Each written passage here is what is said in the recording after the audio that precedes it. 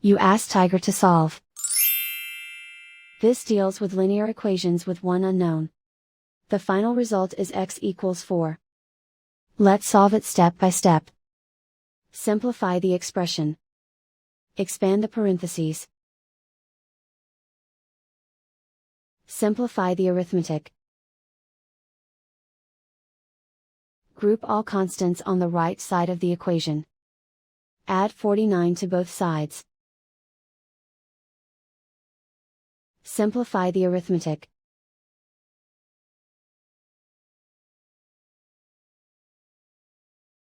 Isolate the x.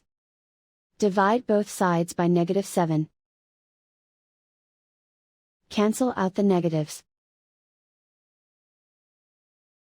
Simplify the fraction. Cancel out the negatives. Find the greatest common factor of the numerator and denominator. Factor out and cancel the greatest common factor. And so the final result is x equals 4.